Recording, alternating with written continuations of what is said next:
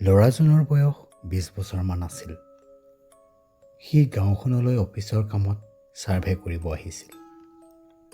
কিন্তু গাঁওখনত আহি সি 3 দিন ক'ত থাকিব ভাবিয়ে পোৱা নাছিল। উপায় নাপাই গাঁওখনতে ঘৰ এটা বিচাৰিলে। প্ৰথম নিশাটো ভালেই গ'ল তাৰ। কিন্তু সি আচৰিত হৈছিল সেই দ্বিতীয় নিশাটোত। সময় সম্ভৱ সেইদিনা নিশা 2 বাজিছিল। সেই নিশা 2 বাজিত তাৰ দৰজাত হেনো হৈছিল এটা শব্দ। সাৰ পাই মোবাইলৰ টৰ্চটো অন কৰাৰ লগে লগে যেন সি কোনোবা দৌৰি যোৱা যেন পাইছিল। ভয়তে ৰুমৰ লাইটটো অন কৰি দিলে। কিন্তু লাইটটো যে ঢিপ ঢিপ কৰি বন্ধ হৈ থাকিল। তেনেতেই শুনিলে খিৰিকীত যেন কোনোবাই ঢকিয়াই আছে।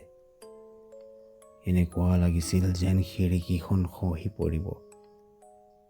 ভয়তে কঁপি থকা হাতেৰে টেবুলত থকা পানী বটলটোৰ পৰা পানী অলপ খাই ল'লে।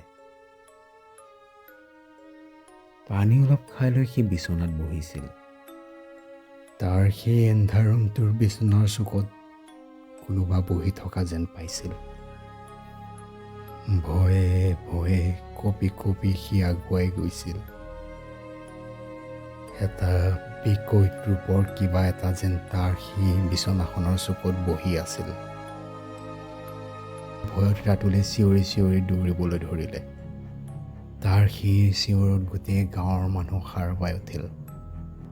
লগে লগেই সকলো দৌৰি ৰাতুল থকা ঘৰটোলৈ গ'ল। ঘৰটোত কোনোৱেই নাই। ৰাতুল সেই গাঁও এৰি সেই নিশাই পলাল।